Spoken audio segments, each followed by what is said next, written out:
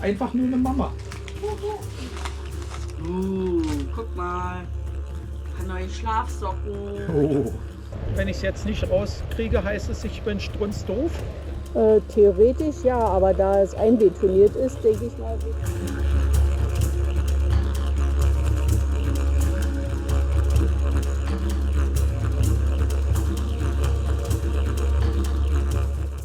Hey, may I introduce? This is Dean, and Dean is one of my colleagues. Hello and he there. invited us to be with him in Nymboida.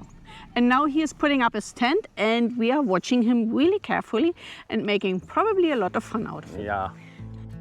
We hauled the cast iron down to the bank where the Halston runs wide and green and cold.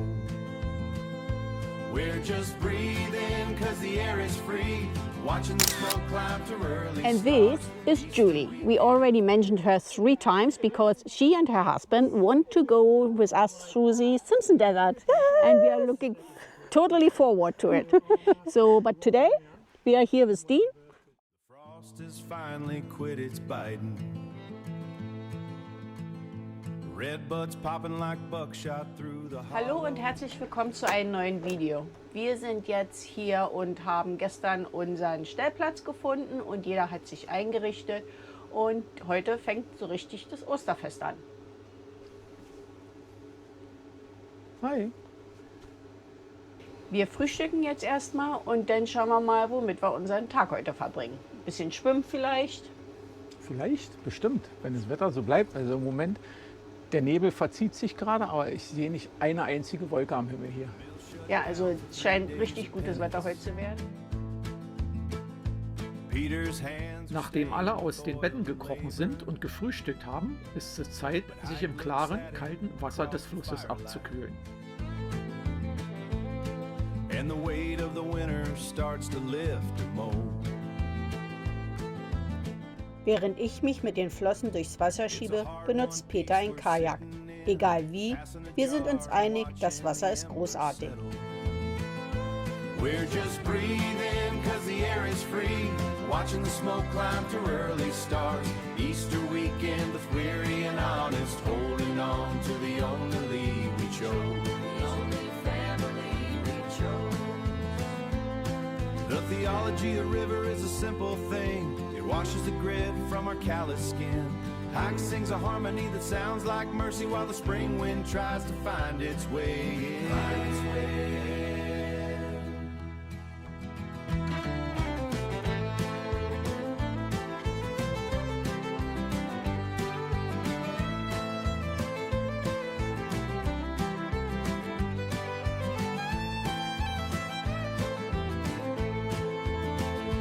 We're just breathing cause the air is free, watching the smoke climb to early stars. Easter weekend, the weary and honest, holding on to the only lead we chose. The only family we chose. The Halston keeps on moving, Peter's picking that old steel string. Ike's leaning her head on his shoulder, the dirt feels good beneath us.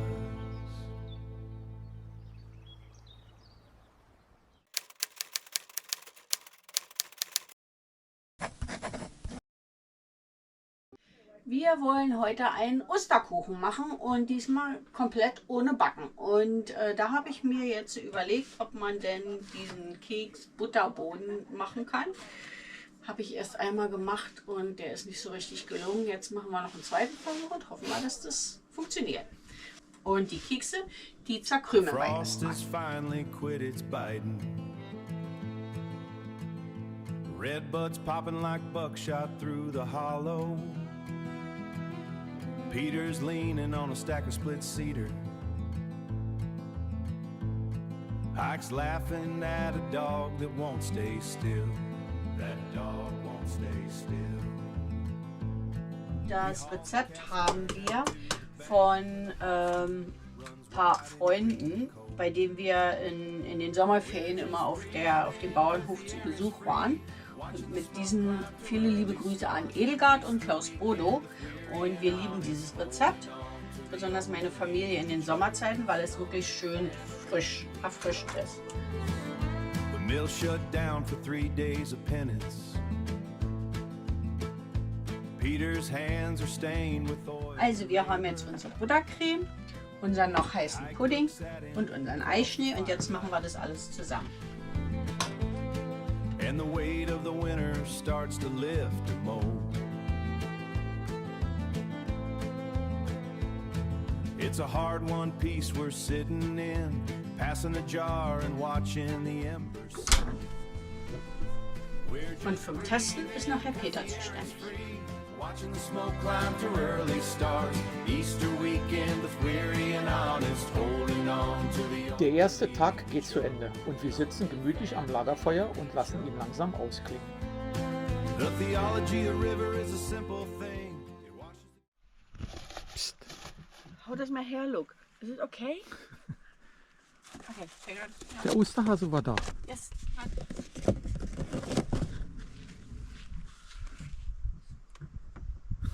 Destination Down Under wishes a Happy Easter. Ne? Wir müssen es deutsch machen. Destination Down Under wünscht ein frohes Osterfest. Und der Osterhase war schon da. Oh, wirklich? So. So. So. Oh, oh, oh. Oh. Tada! 2 Ostereier. Direkt vom Osterhasen für uns. Wenn wir das Dean erzählen, dann ist er bestimmt neidisch. Meinst du? Meinst nicht? Alter, dann kann ich dir das sagen. Es ist Ostern und wir lassen die Kamera ruhen, um mit unseren Freunden den Tag zu genießen. Erst am Abend bringen wir sie wieder zurück. Wir machen Stockbrot. Für die Kinder malen wir Licht. Breathe in 'cause the air is free. Watching the smoke climb to early stars. Easter weekend, Kommen in Kontakt mit wilden Tieren holding on to the only we show. und wir beobachten den aufgehenden Mond, bevor wir dann zu Bett gehen. The Halston keeps on moving. Peter's picking that old steel string. Ike's leaning her head on his shoulder.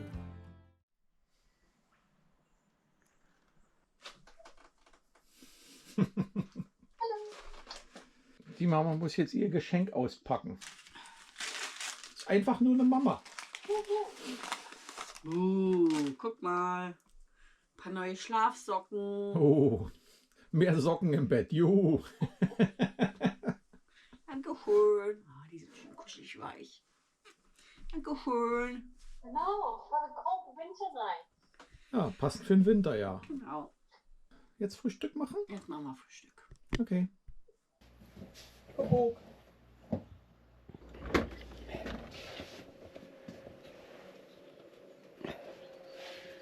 Tada! Da ist er. Jetzt versuchen wir ihn erstmal aus der Form rauszukriegen.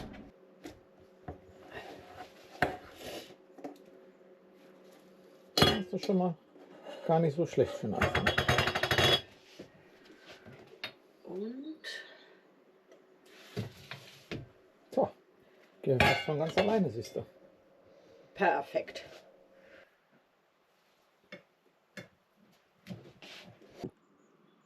Versuchskaninchen. Ja, jetzt ist die Stunde der Wahrheit.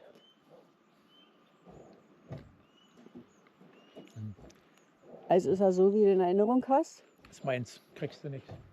Excuse me? Ja, Und der Krümelkeksboden, der funktioniert auch, weil normalerweise ist ja ein gebackener Boden. der schmeckt ein bisschen wie die Kekse. Ein bisschen plain mit dem Dinges, aber der ist auch relativ dünn, aber der ist gut und fest und ist nicht durchgeweicht. Gar nichts. Ist gut, passt gut. Ist nicht zu dick. Ja, ich denke mal, dieser Keksboden ist eine gute Alternative zum gebackenen Boden, oder? Weil man da den Kuchen ja eh nicht backen muss. Eben. Happy Birthday, Heike! Thank you. Almost happy birthday, Julie. Oh, thank you. And, Thank you. and how is the cake? Cake is delicious. That's nice, isn't it? It's nice, refreshing, and I Very love good. that one. And no baking. No baking. No baking at all. That's just Yeah, basically smashed cookies. cookies with the butter and Ja. yum yum. What do you say? Was? Go better with a cup of tea, but nice. Yeah. Well, tea water is not hot yet, isn't it? No, it's still boiling. Und? Er ist wirklich gut. Wenn ich dabei nicht gefilmt hätte, wäre er nicht so gut gewesen. Meinst du? Bestimmt.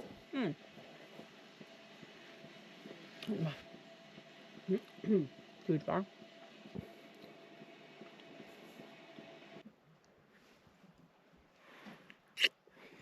Happy Birthday. Dankeschön.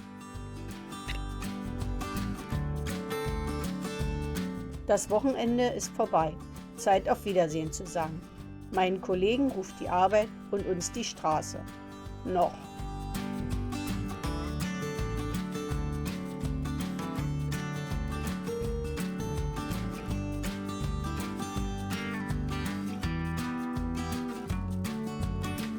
Come on in. Everyone say bye-bye. Hi.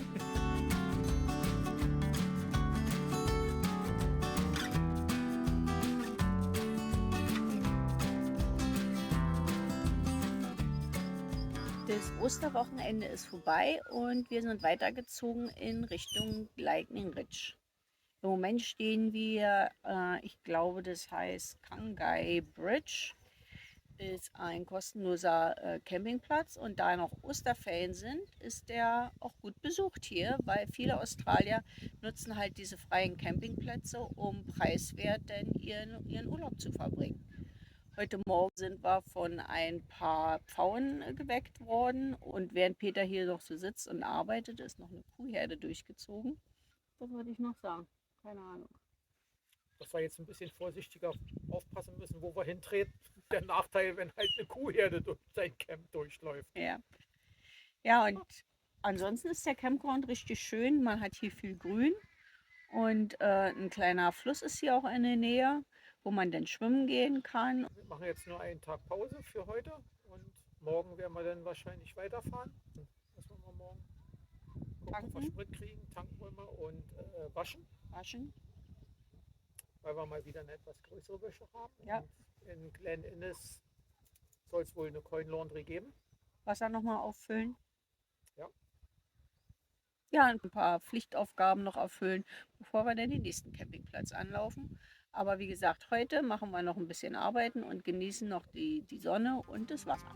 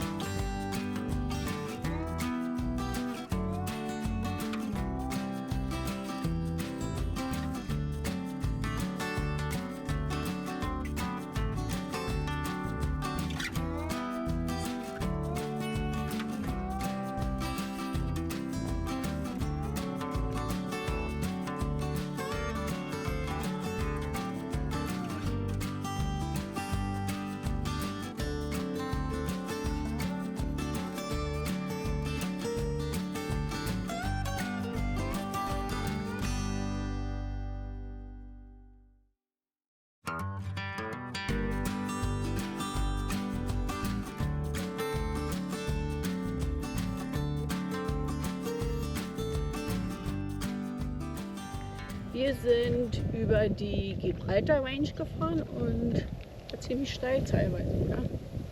Ziemlich langsames Vorankommen mit dem schweren Caravan, ja. Und jetzt sind wir in Glen Innes und wir halten jetzt bei den Australian Standing Stones an.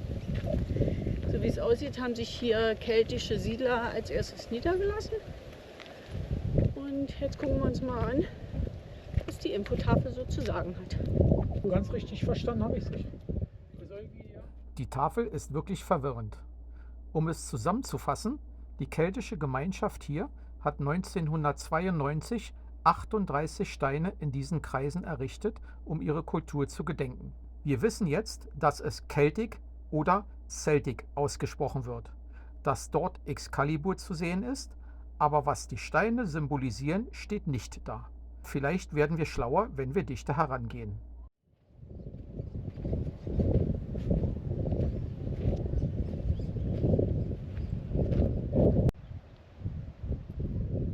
Okay, also die 6 Steine, die da stehen,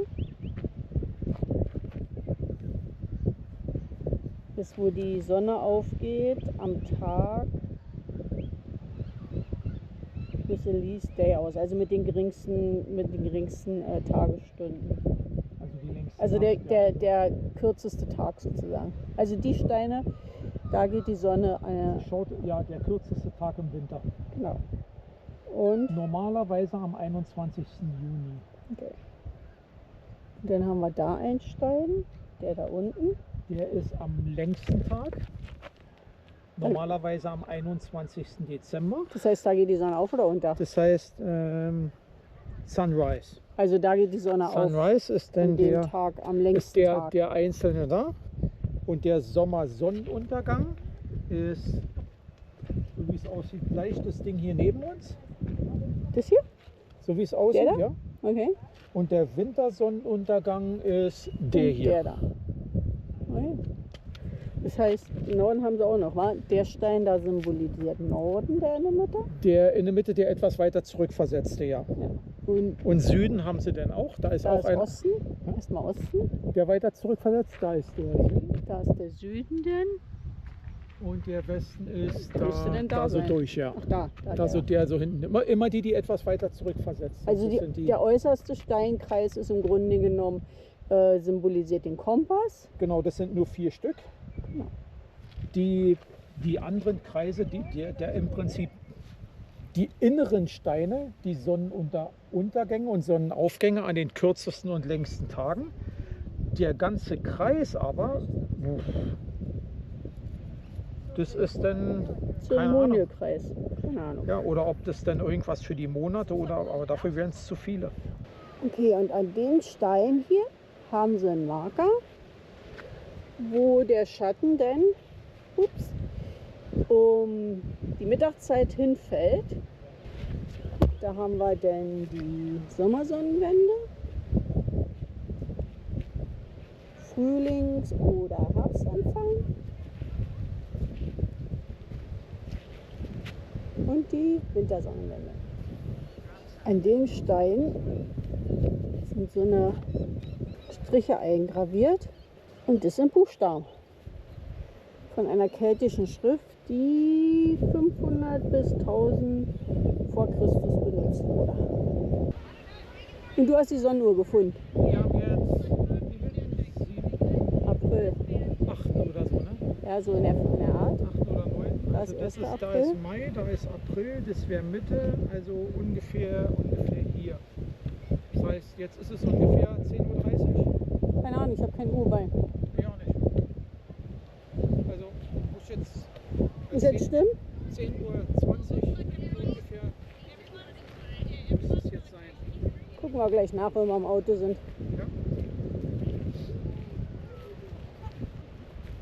Das heißt, wenn ich es jetzt nicht rauskriege, heißt es, ich bin strunzdoof? Theoretisch ja, aber da es einbetoniert ist, denke ich mal, wirst es nicht schaffen. Kannst du da nicht dann irgendwie so einen Magic-Video-Bearbeitungstrick reinmachen, dass ich dann...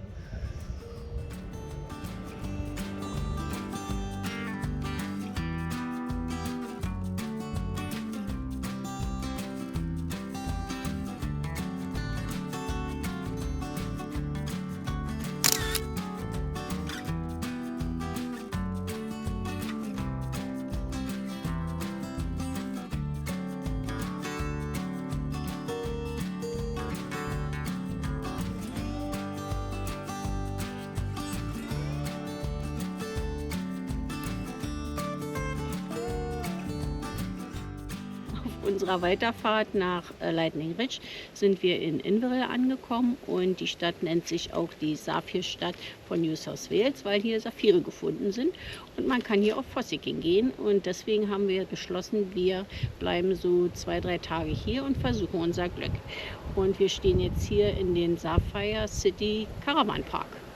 Der Park hat uns eigentlich ziemlich erstaunt, weil wir zahlen jetzt $35 für Strom, Wasser, Abwasser, wenn wir wollen sogar Internet, riesengroßzügiger Stellplatz, und das sind Preise, die man normalerweise vom Showground gewöhnt ist. Wir haben einen Swimmingpool, die haben auch Cabins hier, also kleine Häuser. Es ist ruhig. Also ich bin eigentlich sehr angenehm überrascht, und wir haben schon mal reingeguckt von den Toilettenblock, den die hier haben. Das sind zwar bloß 2, aber das sind so Räume gemacht mit Dusche und Toilette und sowas in einem. Also ich denke mal, von den kann man vom Fußboden essen. Die sehen fast brandneu aus. Ja, und ich würde sagen, jetzt geht es erstmal zum Informationscenter, um Ja. zu gucken, wo man dann Fossig gehen kann, oder? Und dann wären wir wieder rich. Vielleicht, vielleicht doch nicht. Ja, wohl vielleicht nicht. Okay, Aber es soll ja auch Spaß machen. Also. okay, auf geht's.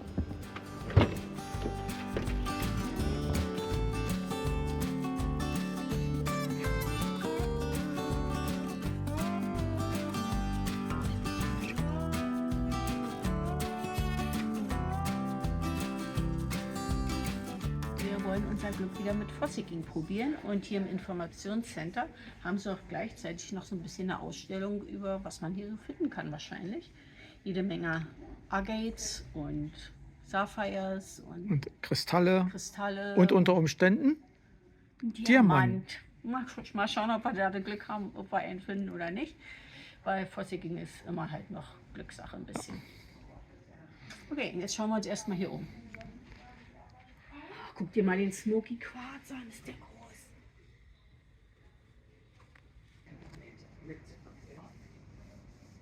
Guck mal, ein Diamant. Dankeschön. Das Informationscenter hier ist wirklich gut organisiert. Hat mir wirklich richtig gut gefallen. Da gibt es jede Menge Broschüren, und nicht nur für New South Wales, sondern auch für Queensland, für Victoria und für Südaustralien. Und wir haben hier auch gleichzeitig unser Schreiben mit fertig machen können für unser Fossiking morgen denn. Da versuchen wir dann ein paar Saphire zu finden. Alles in einem, also wirklich gut gemacht hier das Visitor Center. Daumen hoch von mir.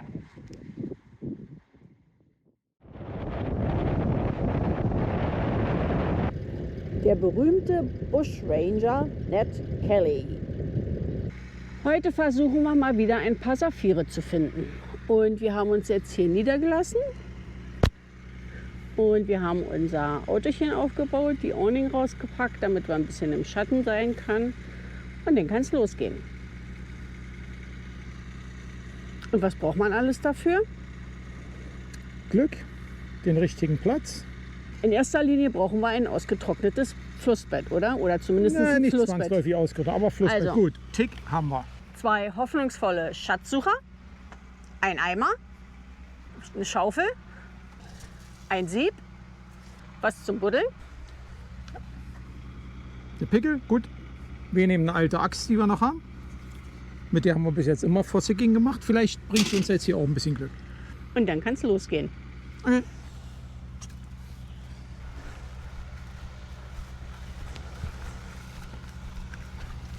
Also ich habe hier schon mal ein Loch gefunden, wo schon mal jemand gebuddelt hat, um ein bisschen Erde rauszuholen. Und das Loch nutze ich weiter, weil das erspart mir erstmal den Durchbruch durch die oberste Erdschicht. Ich habe jetzt einen Eimer voll Erde rausgeholt und jetzt heißt es 7. 7 waschen, checken und so weiter und so fort.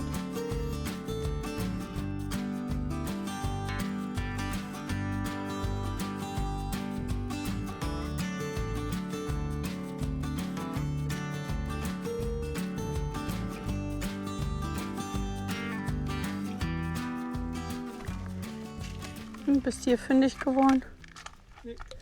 Können dir ein paar Fische oder Kaulquappen anbieten. Ne? So ein ganzer Dings, die hängen jetzt immer auf der einen Stelle.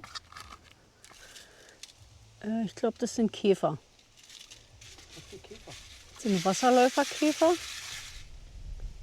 Meinst du? Ja. Okay, lass uns aufgeben.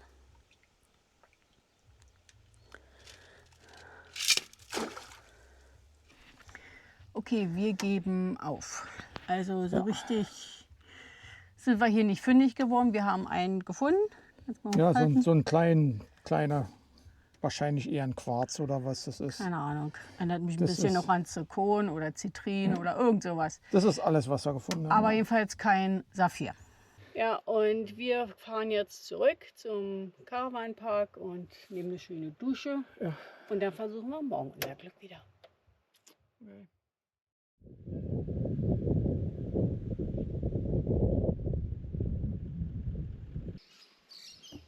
Also, wir haben jetzt unser Equipment wieder, unsere Ausrüstung.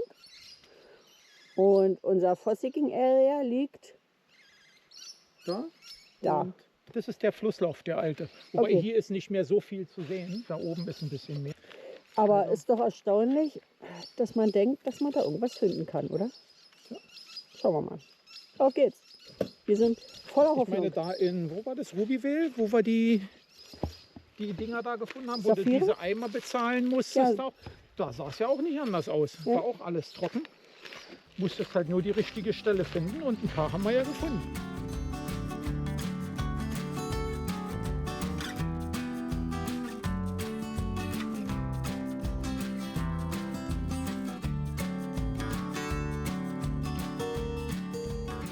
Also nach ein paar Stunden Buddeln ist übertrieben, weil die Erde ist hier knochenhart und man kommt kaum mit der Schaufel rein. Jedenfalls nach ein paar Stunden Fossicking geben wir jetzt auf. Wir haben ein paar, ich würde sagen, ein paar schöne Stücke an Quarz gefunden, vielleicht. Wissen wir nicht. Und ein etwas vielversprechendes Stück. Da muss aber unser privater Gemmonologe mal rauf gucken und uns sagen, was es denn ist. Es könnte theoretisch auch ein Stück Glas sein. Weil ja die Leute ihren Müll überall liegen Ja. lassen. Und eine leere Plastikflasche haben wir auch gefunden. Die nehmen wir natürlich mit. Ja, und dann denke ich mal, war's Machen wir das uns für- jetzt auf den Heimweg. Da müssen wir gucken, da sitzt nämlich einer im Caravan bei uns. Der hat sich eine Eiscreme verdient. Hat er? Ja, Ehrlich? bestimmt. Mal gucken. Und wie gesagt, wir haben einen Pool. Wir können in den Pool. Ja, und dann war es das für diese Woche. Ja, Wir bedanken uns fürs Zuschauen. ja. Und wenn es euch gefallen hat, Darf ich die ganze Absprache machen heute? ja. Und wenn es euch gefallen hat, lasst uns einen netten Kommentar da oder einen Daumen nach oben oder abonniert den Kanal. Und ansonsten dann bis nächste Woche. Bis nächste Woche denn. Tschüss. Hey!